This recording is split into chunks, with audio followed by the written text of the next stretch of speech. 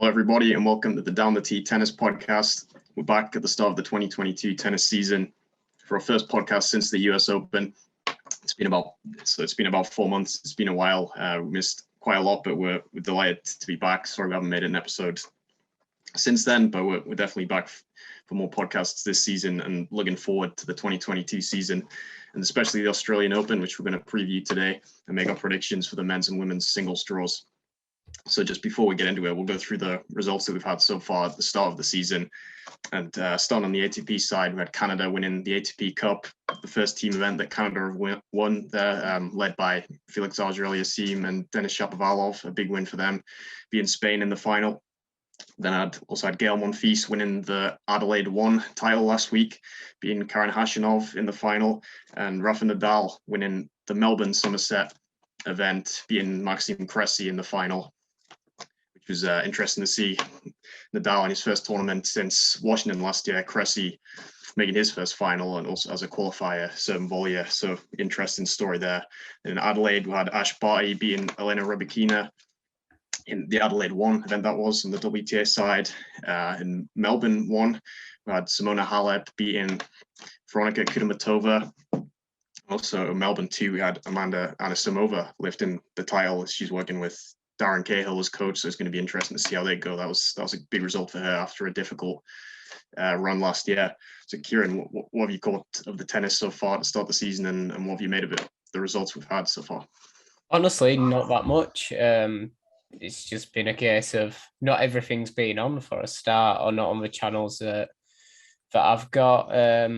And secondly, it's been a bit of a time thing, especially because Australia is always awkward in terms of the times that the matches are on. So you've got limited time to catch them. So I have seen bits here and there. I think it's great to see Nadal back on a tennis court. Gael Monfils, he's had an indifferent couple of years, some moments of brilliance, but sometimes where he's been really poor compared to his own standards. So it's good to see him winning again. Amanda Anisimova showed great promise a couple of seasons back, didn't really capitalise on it, had all sorts of issues going with injury. She lost her father, who was her coach as well. So a tough years, and it's, good to see her finally progressing on that potential again. So yeah, I'm quite pleased with the results that I've seen. It's just I'm not so pleased to have not watched many of the matches. Yeah, I would agree. There's definitely been some feel-good stories there. And I forgot to mention it was Alexandra Sasnovich who Anisimova beat in that final. But definitely great to see players like Nadal and also Halep, who've had some injury problems, and Monfils and Anisimova who've just been struggling for a while. But great to see them playing some of their best tennis. So moving ahead to the Australian Open, obviously the huge story or saga has been what's going on with Novak Djokovic. And the latest is that it looks like he's not going to be able to play, obviously, after entering the country with a medical exemption that he was told he qualified for from Tennis Australia. And since then, it's dragged on. He's been detained. He won an appeal in court to be let out, and he's now been looks like his visa has been cancelled again by the immigration minister. But it looks like there's been another court hearing today. He's challenged it again. So apparently it's going to be resolved on Sunday before the tournament starts on Monday, but we're still not sure. Looks most likely that he's not going to be able to play. But Kieran, what have you made of the situation? It's a really strange situation. It's not what we want at all, because it has made the Australian Open, which is supposed to be, the first slam back, a really happy time for tennis. It's turned it into a bit of a circus, and I'm not going to try and unpick Australian politics. I'm not going to try and get into a vaccine or anti-vax debate. I'll just put it on record that I'm jabbed, but at the same time, I can understand why young sports stars, fit sports stars may be skeptical of it, especially when you read about Jeremy Shardy's situation as an example in tennis. So, I'm going to sit on the fence, say I can see both sides, but what I don't get is, letting him enter the country initially, detaining him, letting him enter again for his appeal, and then revoking his visa again. It has just the handling of it has made a bit of a mockery of the tournament, and well, not the tournament, but of Australia. And it has turned this tournament into a bit of a circus going into it. From a purely tennis point of view, I think the Australian Open is much weaker without Novak Djokovic, even though I'd love to see someone else win it. I'd love to see him go through, very much the king on those Melbourne Park courts to get there. So if we have a Djokovic-less Australian Open, I think tennis will be much worse for it. Yeah, I agree. I think the tournament will definitely be weaker without, the number one men's player, and without the story of Djokovic going for the 21st slam, which Nadal is also doing, who's there. It is going to be a shame if we miss out on that. Also, to see how Djokovic, if he can hold off Medvedev and Zverev, made such great strides on hard courts last year. But we'll see what happens. Yeah, I'll see it from as a tennis fan. I hope he plays. I hope he's able to. But it's an unfortunate situation, as you said. It's not a good look for tennis. Even though tennis is in the news, it's not for the right reasons. And yeah, I'll just say that there's probably Djokovic, Tennis Australia, and the Australian government have probably all got an element to blame. But as you said, as much as I think it could have been easier if Djokovic had been vaccinated, and I've had COVID vaccines, but I do believe in freedom of choice, and I can understand, when you look at the success he's had with how he's looked after his body. I mean, I don't think he should be forced to do it, but again, that's another debate which could take up the whole podcast. So we'll just see what happens. But if we move into the draw and make our predictions, obviously the scenario is if Djokovic doesn't play, he'll be replaced. Well, Andrei Rublev, the fifth seed, will move into his position, which is currently the number one seed position. Rublev will then be replaced by Gael Monfils, the 17th seed, and Monfils would be replaced by Alexander Bublik, who's the highest ranked unseeded player. He would then become a number 33 seed. So that, at the moment, that looks likely to happen. So with that in mind, as we move through the men's draw, how do you see it playing out? First of all, the first quarter, if Djokovic does play, and then if he doesn't play. I mean, I'm finding it really hard to unpick the old draw at the moment. If Djokovic does play, I think even with the way his preparation's being affected, he's just got that, he's got that mentality about him where he seems to become even stronger from these situations. Now, less time on the training court is actually a big blow, and you do wonder for his fitness, but I still, looking at the first couple of sections of the draw, I would put him in a quarterfinal. I'd put him in that quarterfinal with probably just Berrettini, the top two seeds on each side, if he does play. Yeah, I'm in agreement with you there. I've got Djokovic against Berrettini. If he does play, I can't see too many issues being in his way there. I mean, there's some good players in Tommy Paul, Sonego, Monfils, but I think all players he wouldn't have a problem with in a Grand Slam. I mean, Berrettini's is definitely interesting. I think it's one of the toughest sections. He's got Nakashima up first, which would be a difficult one, and then possibly Carlos Alcaraz in the third round, who's definitely one of the lower seeded players. So I think everyone wanted to avoid. Obviously, we saw he did the US Open last year, and he beat Berrettini in Vienna. So that'll be a really tough one. We've also got Pablo Carreño Busta, Cam Norrie, Fabio Fognini in there. There's a lot of really quality players there. But I've just gone with Berrettini. He did have a great record at the Grand Slams last year, making a final, two quarterfinals. So yeah, I think that's how it would play out.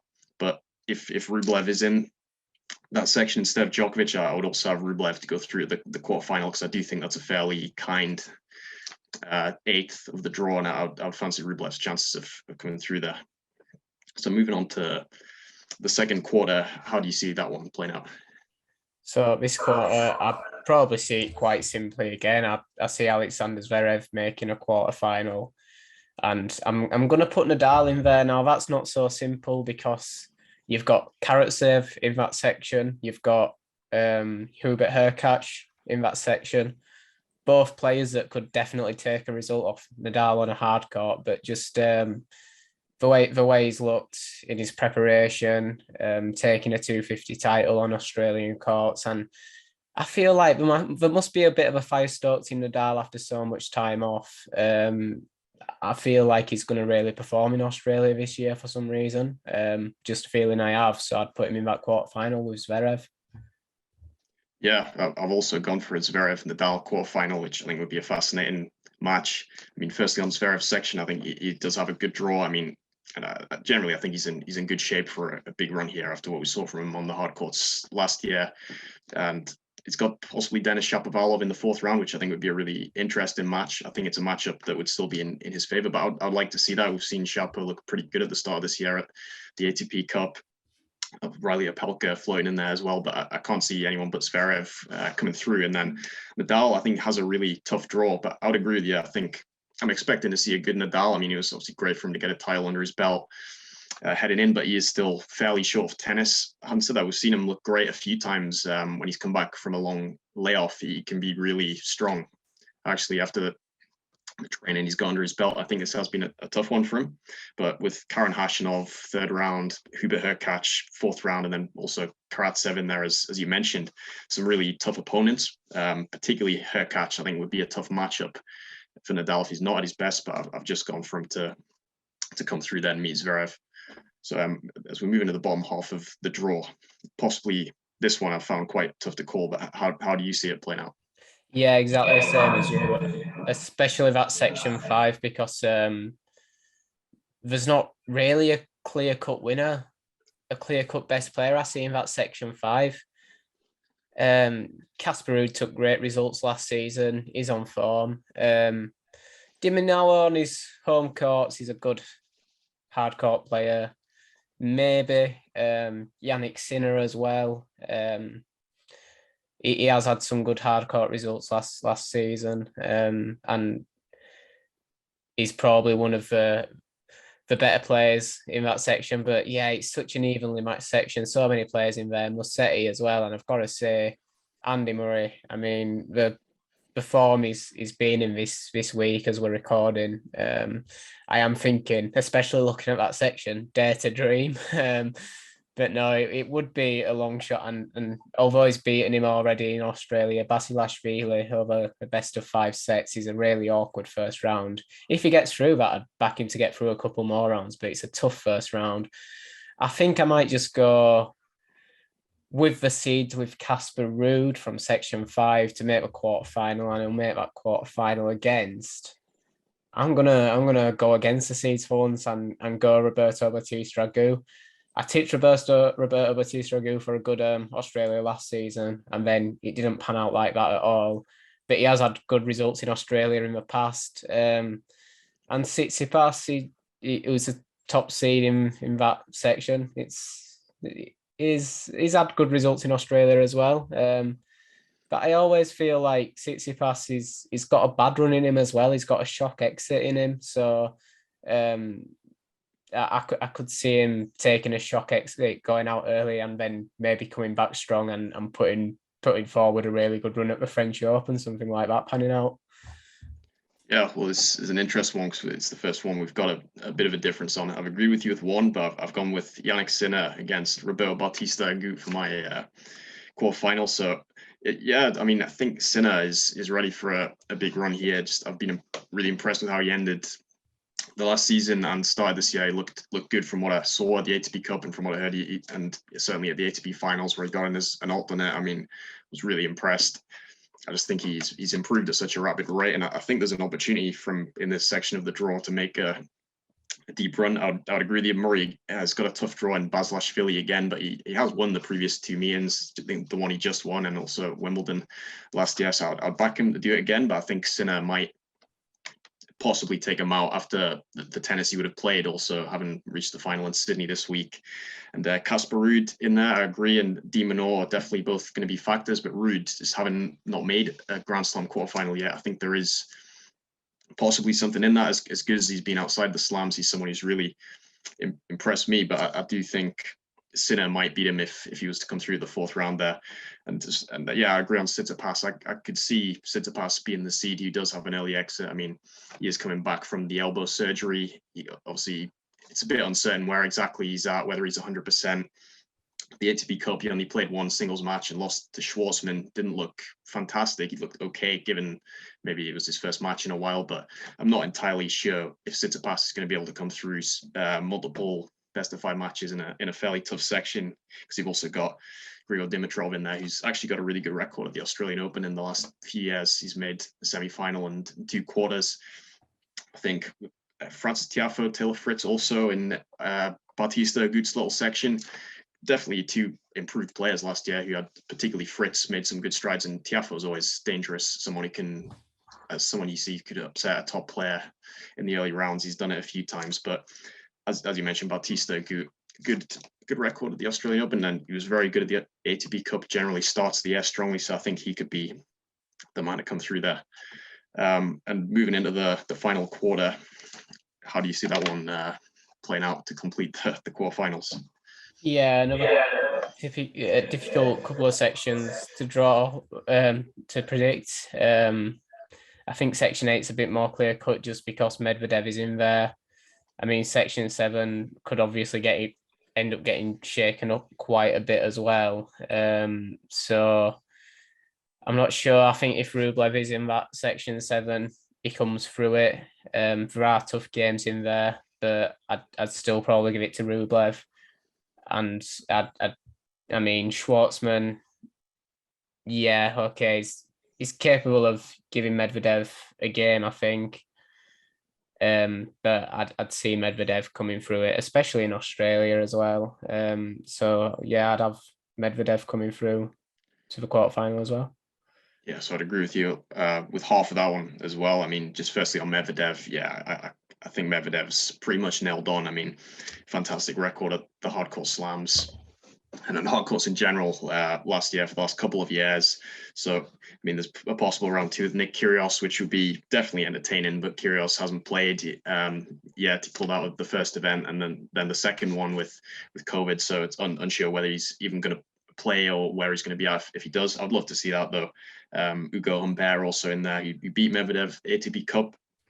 As you mentioned, Schwartzman, John Isner, and Maxime Cressy also there. But these are all players I think I could see Medvedev coming through pretty comfortably against everyone besides a Kyrgios at his best, which I'm not convinced we're going to get.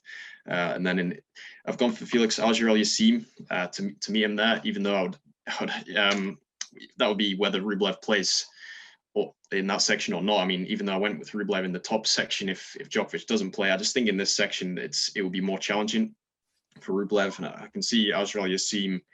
He's got possibly Ruusuvuori, Dan Evans, Goffin, Popperin, Davidovich Fokina. There's some really good players in there. Also, Rublev would have to go through Cilic possibly to get to the 4th round, and then I could just see Auger-Aliassime possibly beating him there. I mean, he's made a really good start of the season, obviously helping Canada to win the ATP Cup, almost like winning a first title, even though he hasn't done it yet in singles. I think that's a significant one from there, leading his country to victory. So I think he'll take a lot from that. And he made a good breakthrough at the slams last year. So I'm going to go from there to continue it. So before we get on to the quarterfinals onwards, we should move on to the women's, the 4 quarters that we see are going to arrive in the women's draw. Starting with the first one, how do you see, which 2 players have you picked for that? Yeah, I'm going with the seeds. Ash Barty, Naomi Osaka's in a section. That would be a great 4th round if it happened. But we don't know how Osaka's going to return. There's potential banana skins in her little part of the section. Anisimova, Bencic. Obviously, if she hits the ground running, she could win the whole tournament, but it's just difficult to predict that based on how long she's been out. So Ash Barty, who had a fantastic year last year, just been having fantastic years year in, year out recently. I'd back her to come through that section 1. And section 2, a little bit harder to predict. Ons Jabeur is a dangerous player, really fun player to watch as well, good style. But I think Maria Sakkari, I just rate her hardcourt game, just hitting deep, hitting with power. And I think she will make a long run at this slam. Yeah, I've agreed with you here. I've gone for Barty and Sakkari. And I think Yeah, Barty's draw. I mean, before it's that fourth round clash with Osaka, which is definitely the real one to look out for. If Osaka gets there, we're still not 100% sure where she's at. Obviously, coming off a bit of a layoff since the US Open, where she took a break, and then she did pull out of one of the lead up events, so maybe a slight injury worry. But that's definitely a match that would be great to see. Belinda Bencic, Anna Samova also in there, but I think I've got Barty to come through that, and I've also gone with Sakari. I mean, as you said, a bit tougher call with Ons Jabeur also in there, but Jabeur pulling out of a pre-tournament event with a slight injury, so a slight fitness concern over her. Sakari, I mean, definitely improved at the slams last year, and as you said, on hard courts, it's generally had some great results, including the semis at the US Open. So I've gone with Sakari. I don't think it's a bad section really, with Kudermetova, Alexandrova, possibly, and Jabeur. So I've gone with Sakari there. So into the second quarter, how do you see that one playing out? So I'm gonna go with an Alina Svitolina versus a Paula Badosa quarterfinal. I have got my doubts there. Obviously, we've got to look for Barbora Krejcikova. She's definitely capable. We haven't seen her go beyond the quarterfinal of a hard court slam in singles yet. She's gone far in doubles. On the back of last year where she broke through and won the French Open in singles, she is a danger. But I think Svitolina's more proven in singles without maybe the same success, but just more consistent over more years across more surfaces. And Badosa is a player who's in great form right now. Won Indian Wells towards the end of last year. I think she made the final of the WTA finals off the top of my head. I think she lost to Garbine Muguruza. Correct me if I'm wrong there. And she's been in great form this week as well. Taking out a couple of tough players. I think she's taken out Tomiljanovic and Bencic this week, which is very good warm-up. So she's just a player in that good bit of form, and a player in good form is always dangerous. Absolutely, yeah. It's on Badosa. I think that was she definitely was Muguruza. I think it might have been the semi-finals, WTA finals, but yeah, that was a great match from what I can remember. And yeah, firstly, I've gone with her as well for that part. And I agree, she's in fantastic form. Just such an improved player. I think she's due possibly a big run at a Grand Slam. I mean, she had a decent, quarterfinals at the French Open last year, but I mean, really been impressive on hard courts and clay, and making a great start of the season here. Obviously, she's in that final as we record. And Tomiljanovic again, who she beat last week, she's got there in the first round, and then some really good players in there like Sophia Kenin, Madison Keys, and Coco Gauff. But I've backed to get through the quarterfinals. I do think if she plays her best tennis with the confidence she's going in with, she'll come through there. And I've gone for Barbora Krejcikova to meet her in that quarterfinal, who's also got a final to play as we are now. I think she's got quite a tough draw, possibly with Ostapenko, Donna Vekic, Svitolina, who you've picked, and also Victoria Azarenka. I mean, there's definitely some really good players she could meet. Well, I think Ostapenko would be third round, and then the other two just mentioned in the fourth round. So that'll be tough. But again, a player in really good form. He's made a brilliant breakthrough last year. Had some really good Grand Slam runs. So I've got her to come through there. And moving into the bottom half, the third quarter, which two players have you got to meet in that one? Yeah, I've gone a bit different here. I haven't gone with either of the top two seeds of the section. I've gone with Elise Mertens. Always a player capable of getting good results. There's other players capable of getting good results in there. Kontaveit, Rybakina. But yeah, Elise Mertens, I do rate her game. I think she's certainly capable of going far. She's been to the semi-final in Australia before, so I can see her going far again. I feel like Kontaveit, she can be streaky throughout her career. She's had some great results and some good runs of great results, and including last season. But then she's kind of dropped into obscurity a little bit at times. So yeah, I kind of feel like Elise Mertens has a little bit more consistency about her. So I'm going with Mertens. And I think she might meet Garbine Muguruza. Muguruza played well in Australia last year. Went out in a fantastic game with Naomi Osaka. She was unlucky to lose, and I do think it's a case of the winner of that match would have gone on to win the tournament, as it proved with Osaka winning it. I think it would have been the same if Muguruza won that match. Halle, we haven't seen enough tennis from her the last year or so. She's still quite early in her return, so I'm going to give her more time before predicting her to do big things. Raducanu, I don't want to get caught in this thing of tearing her down as soon as she loses or building her up as soon as she wins. It winds me up every time she takes what people think is a poor result. People come out with one hit wonder and things like that. But also at the same time, you can be accused of building a player up too much. She's still young, but she's got a lot of pressure on those shoulders already. She doesn't need any more. I think she's capable of a good run here, but also she's 19 years old. Is it? If she doesn't put together a long run, then it's not the end of the world. She's plenty of years and a lot of development ahead of her. So yeah, that's my other quarterfinal here. Absolutely. For this one, I've gone for Annette Kontaveit against Gomini Muguruza. So we've got a slight difference on that one. And I would agree with what you say. I mean, I don't think that's a clear one to call the Kontaveit section, but just the form she's beat in. I think making a semi-final in the lead up. I think she lost actually after having 7 match points to Krejcikova. So I mean, that was a pretty incredible match. But I don't think I wouldn't think that would knock her confidence too much, given all the winning she did at the back end of last year, and that she'd already won matches before that. And I think she's probably just due a good run at Grand Slam to go with the fantastic results on hard courts. Yeah, there's definitely some really tough players in there, possibly Clara Towson earlier on, great talent. And then, as you've picked, Elise Mertens, possibly in the 4th round, or Elena Rybakina, who made a final and who's also been an impressive player, particularly last season.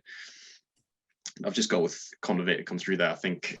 And Muguruza, yeah, I can see her having another really good run here. I mean, I agree with what you said. I think she definitely could have won the title last year. I mean, but she had a fantastic season in general, just without the big Grand Slam results. So, yeah, I'm predicting her for a big run here. Really, I think up until that 4th round, I don't see too many problems where it could be a resurgent Halep, as you mentioned, still early on, even with that title under her belt.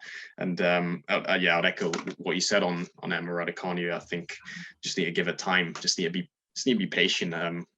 She is still so young. I mean, she still just played so few matches. I mean, there's gonna be an adjustment period after having such a unique breakthrough. So I don't think we can expect too much from her here. She just needs more experience of playing different tournaments at the tour level. And this is only a 3rd Grand Slam. So yeah, I mean, she's got a tough one. Raducanu and Sloane Stephens first up, but yeah, not to say the winner of that couldn't go through a few rounds, but I think Muguruza is definitely the player beat in that section. So moving into the final core of the women's draw, who are your final 2 quarterfinalists?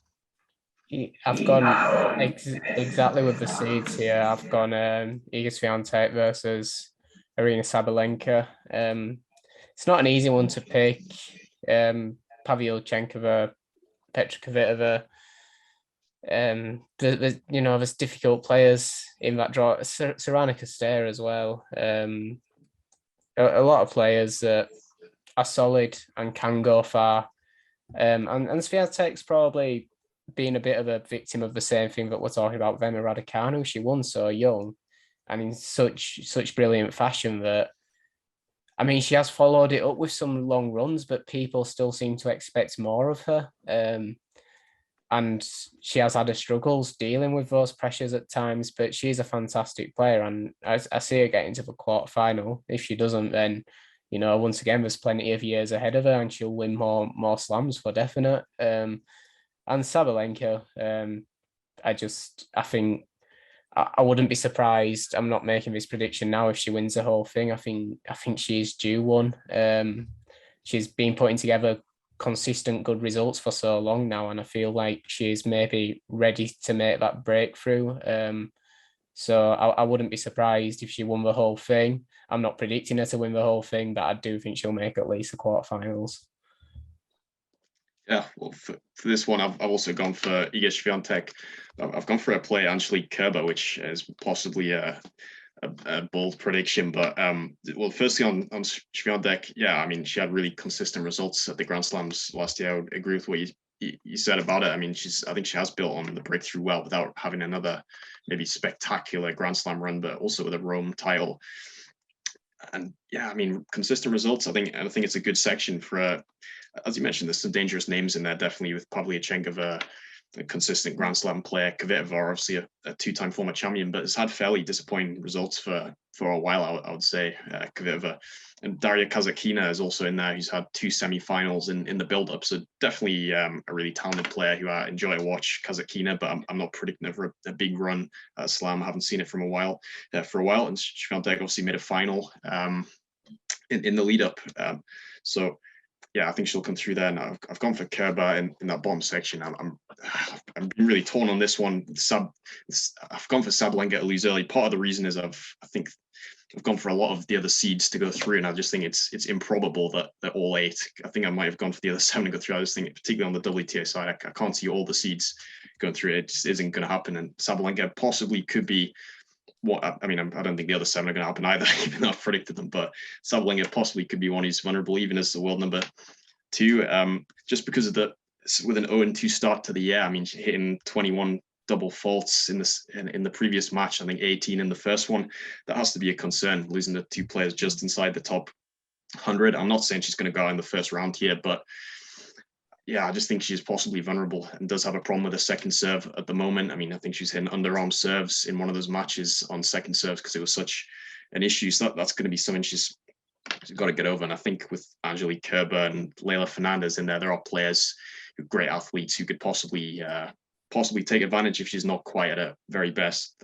Also, Marketa Vondrushova, who's an awkward player to play against. I've gone with Kerber just because I was impressed with what I saw from her in the second half of last year, starting with the grass court season. I thought we did see a bit of a resurgence from her. It was close to the old Kerber and pretty much was only losing to very good players.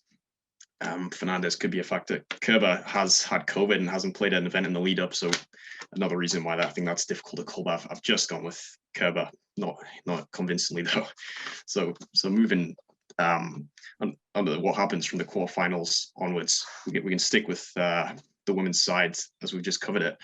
Who do you see winning the quarterfinals and then ultimately going on to win the semis and the final? Just quickly say, this is what happens when you don't watch much of the build-up tennis. I wasn't aware that Sabalenka was going through such issues with her serve right now. So, yeah, I haven't come in as well researched as usual, just because I haven't watched as many of the events as usual. But starting with my first quarter-final, I'd see Ash Barty coming through that. It's a home tournament. She's due to win the Australian Open. She's been so good on all surfaces for so long. She's due to win the Australian Open, so she'll definitely make the semi-final at least. Sacker is a dangerous player, and I think meeting her in that semi-final, I might go with Paula Badosa once again, just because of that really strong run of form she has been since the back end of last season. Looks to be carrying it on into this season, playing well on the Australian courts, so that must be doing her the world of confidence going into the Australian Open. So I could see her making a very long run. Yeah, I've also got Barty to beat Maria Sakkari. I think that would be an interesting one. Sakkari definitely dangerous, but agree Barty's having not reached the final here. I think it's a matter of time as the number one. The results she's had everywhere pretty much. I can see her going there again, going deep again. Then I've also got Badosa to meet her in the semi-finals, which for me would be to beat Barbora Krejcikova. Just as I said, extremely impressed by what we've seen from Badosa since early last year, and I think she's also due a big Grand Slam run. I've got Muguruza to beat Annette Kontaveit to get through the semis. Muguruza obviously haven't reached the final here a couple of years ago, and I've gone for Iga Swiatek to beat Angelique Kerber to complete the semi-finals. So how do you see the semi-finals and then the final concluding the tournament? I haven't gone through my other 2 quarterfinals to my other semi-final yet, so I'll go through that quickly.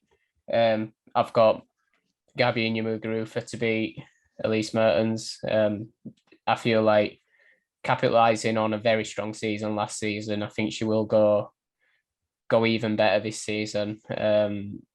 It's a big ask to win a slam. There's only 4 of them and so many performing players, but I could definitely see her winning one. And then I was going to go Sabalenka to reach for semi-final, but like I say, now my thinking's changed on that based on what you've said, and I might go with Iga Swiatek to meet Garbiñe Muguruza there instead. But I will say, if she'll get those serving issues sorted. It hasn't always been a problem in a game, so in my opinion, Sabalenka wins a slam this season. I will put that out there. I think she's due one. So looking at those semi-finals, I've got Barty versus Badosa. But that is a difficult one to call. The home favourite for world number 1 versus a player in really good form right now. But let's say Barty is due the Australian Open, I think, and she's due at least the final. So I'll put Barty through, and I'll have her meeting Garbiñe Muguruza in the final. Yeah, well, we've got the same semi-finalists, and I've gone for the same 2 results. And I agree that Barty against Paula Badosa, it wouldn't be an easy one to call. I think that would be a really interesting match. I think maybe the pressure has got to Barty here a couple of times in the past when she's come close.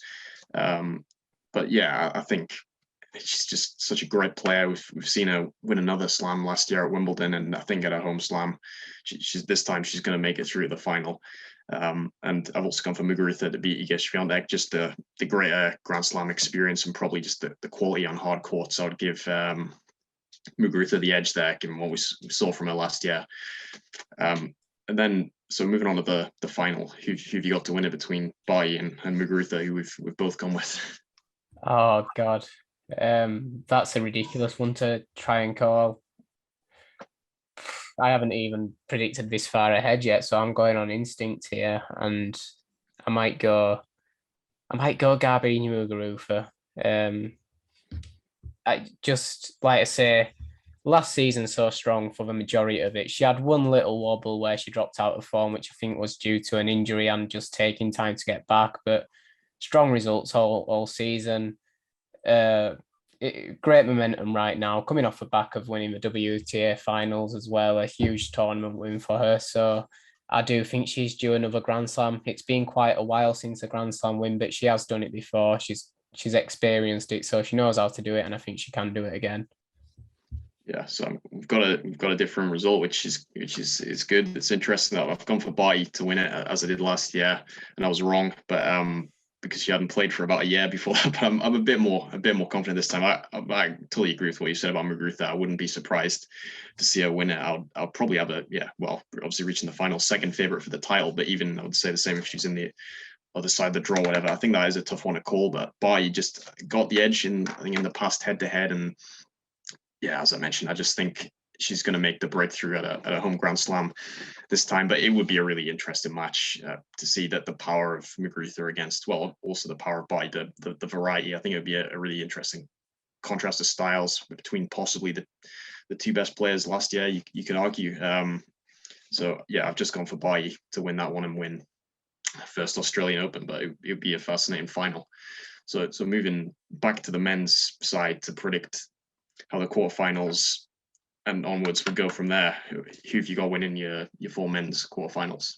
Well, going on the Djokovic does play scenario, I'll have him beating Matteo Berrettini, because even though I said with the spanner in the works he still have thrown to his preparation, this whole situation, if he gets the match fitness to the point that he reaches the quarterfinals, he'll have plenty of matches under his belt then. So that's, better than training, if anything. So I think by that point, he'll just be run-of-the-mill normal Djokovic, and run-of-the-mill normal Djokovic probably goes on and wins the Australian Open. So I'll have Djokovic making the semi-final and playing. I want to go with the Djokovic-Rafa semi-final. I know it's hard to predict Rafa to overcome Zverev on hard courts at the moment based on how the two have played on hard courts the last couple of years. Zverev had a great year on court last year, so he'll have plenty of confidence. But I just want to see a Djokovic-Rafa semi-final. It might not happen for two reasons. It might not happen because Rafa goes out early and because Djokovic gets deported. Yeah. I've also gone for Djokovic to beat Berrettini. I think if he does play it, I mean, and that will be completing the Matteo Berrettini Grand Slam if he does that after he beat him at the French Open, Wimbledon, and the US Open last year. So that would be pretty tough for Matteo. To lose four times in a row, all 4 Grand Slams. But I do think that would happen again. But if it wasn't Djokovic, I would have Rublev, me and Berrettini in that quarterfinal, and I'd probably just give the edge to Berrettini to go through to the semis. And then I agree, I would love to see a Nadal Djokovic semi-final, but I've just gone with Zverev to be Nadal. Not an easy one. I mean, Nadal does lead the overall head-to-head, but I think, as you mentioned, on hard courts, Zverev had some great results last year, and I think it is a challenging matchup for Rafa on the quicker surfaces. So I've just gone for Zverev to meet Djokovic in another big semi-final. So how do you see your other 2 quarterfinals? I think I ended up with this situation last season. I think I'm going with a Bautista Agut versus Daniel Medvedev semi-final. Bautista Agut, I've got him meeting Casper Ruud in that quarterfinal, and just although Casper Ruud had a brilliant year last year, Bautista Agut is just with that extra bit of experience in the slams as well, and having good results in Australia in the past. I'd just have him going through on that, but I could see that going either way really. And Medvedev, it's hard to predict against Medvedev. I'm still going with the Djokovic place scenario here. So my predictions could end up being completely all over the place, but I've got him meeting Rublev in the quarterfinal. But I don't know, regardless of who he meets in that quarterfinal, I think Medvedev comes through it into the semi-final. You can put anyone there. Medvedev's making the semi-final. Yeah, I'll totally agree with that. So I'll go with that quarterfinal first. I mean, I've got Alcaraz to get there. Wherever Rublev is in the draw, I think I've got Alcaraz to get through there, but I think Medvedev would be too strong for him in that quarterfinal, or indeed Rublev, who we know he's got a fantastic record against. And then in that third quarterfinal, I've got Jannik Sinner to beat Roberto Bautista Agut, which, I mean, that would be a tough one to call. Bautista Agut is such a tough guy to beat, but hasn't really made. I think he's only made 1 Grand Slam semi-final. I think he does play a very physically demanding style. I think Sinner did beat him in Miami last year in I think that was in the semis in a great match. So I'd have Sinner make a big run here to get to the semis. So moving into those semis, who do you see coming through and then ultimately going on to win the title? You know what? Because I've only gone with the Djokovic will play prediction, I'm going to remove him here just so that I don't end up completely wrong come the end of it. So I'm actually going to have a Rafa Nadal Australian Open final. A real long shot based on the last few years. Obviously, we all know this has been Rafa's worst Grand Slam tournament. He's only got one of them to his name. You could argue that his results here have actually been more consistent than Wimbledon since the young phenom Nadal, but he managed to pick up 2 Wimbledons during that time that he was dominant on every court, everywhere. So I'll go with the Rafa Nadal Australian Open final, and I'll have him meeting Daniel Medvedev in that final. I think if Medvedev's in a semi-final against Bautista Agut, Casper Ruud, anyone really, he definitely comes through that. I feel quite strongly that Medvedev definitely emerges from that bottom half of the draw into the final. I just don't see anyone, even looking back, anyone that I've missed that I didn't even put through to the quarterfinals but could make a surprise run. I don't see anyone still that could beat Medvedev. No, again, I totally agree. So I'll take the Medvedev one first. Again, I don't think he's going to lose to anyone in that bottom half of the draw. So I'd have him beating Jannik Sinner, who he's never lost to. I think it's a good matchup for him, being able to absorb the pace of Sinner. And I mean, it would be a big occasion for Sinner to get that semi-final. Seems like it would be a fantastic run. I think he would be ended there by someone who's just been pretty ruthless at the Grand Slams, and also again play against players younger than him in Medvedev. So I've got him coming through to the final. And yeah, I mean, I suppose I can give both scenarios. I'll probably have Djokovic to beat Zverev if he does play, and I'd and get that far. I mean, that would be a difficult one to call given some of the clashes they had last year on hard courts. I mean, it's definitely a matchup that Djokovic finds difficult at this point. I'll just have him to win that. If he doesn't play, I think Berrettini coming through the semis, and I'd have Zverev winning that one and getting through to the final. If Djokovic isn't there, I could see him possibly being Djokovic, even if he is, given what this might have taken out of him mentally. I mean, we know how well he tends to deal with things and compartmentalize and just focus on tennis, or even use it as fuel when things have kind of gone against him like this. The physical side, I don't think it'll be a big factor for Djokovic. I think he was in the room for about 4 days. He obviously had a great training block under his belt since then, and he's had about a week since to prepare. So I think he'll be okay on that side.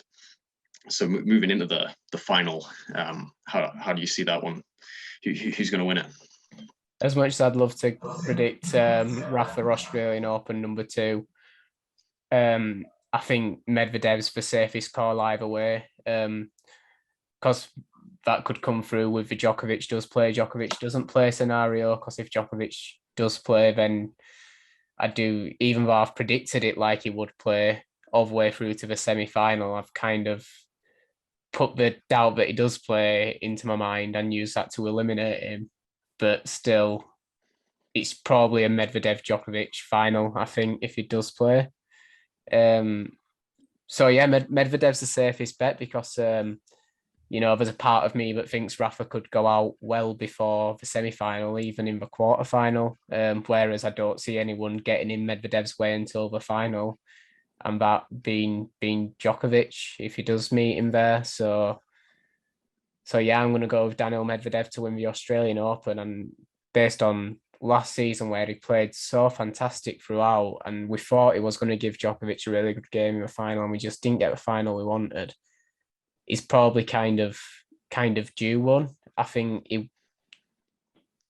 I don't know what happened in that final last season. I don't think Medvedev played anywhere near the level as he did throughout the tournament, but I'm also aware that meeting Djokovic in the final of the Australian Open is a different battle to anyone he'd met prior to that in the tournament. But seeing the result he took off him in the US Open, that kind of shows that he was maybe ready to beat Djokovic.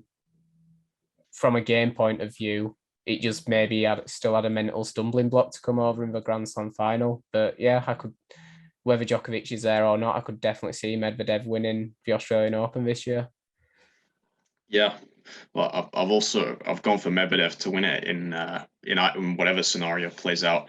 So in the first one, I would have Djokovic making the final if he plays. And again, I mean, it's such a close matchup. I think obviously we saw Djokovic win fairly convincingly, as you mentioned, in last year's Australian Open final. The Medvedev obviously getting him back in the US Open final. There was a lot else going on there and at play in that one with the calendar Grand Slam on the line. But I do think with the pressure maybe that's been on Djokovic, the disruption he's had in his preparation, far from ideal. I mean, even to get through the final would be a great ask. I mean, I could still see him possibly doing it. I think it's just such a tough one to call when those two play because they do so many things similarly and things which can trouble each other. But yeah, I'd have Medvedev just to win it in hopefully not a straight set final like the two that played last year. And again, I would say as I did before both of those two, I'll be surprised if it's not 4 or 5 sets. But I'd have Medvedev to win, and then as I said in the other one, if Djokovic isn't there, I'd have Zverev going to the final, and I would see Medvedev winning that as well. Overall, I think the head-to-head 6-6, but Medvedev's won, I think, 5 of the last 6, pretty much all since he became the great player he is now. That he has been since 2019. I think he definitely causes Zverev a lot of problems, even though Zverev did get him in the ATP final last year. I think that was more about Medvedev not turning up really as good as Zverev was in that tournament. So yeah, in both scenarios, I could see Medvedev winning his 2nd straight slam and first Australian Open, but it would be really interesting to see what happens. Either way, hopefully, as we said, we might see Djokovic play, but if not, I'm sure it'll still be a fascinating tournament. So that pretty much brings us to the end of our Australian Open preview and predictions. It's great to be back. Very much looking forward to the tournament. Hope everyone enjoys it, and I think we should be back afterwards to do a review and reflect on what's hopefully been a great 2 weeks to start the tennis season, as it usually is. So thanks, Kieran, and thanks everyone for watching. We'll see you soon.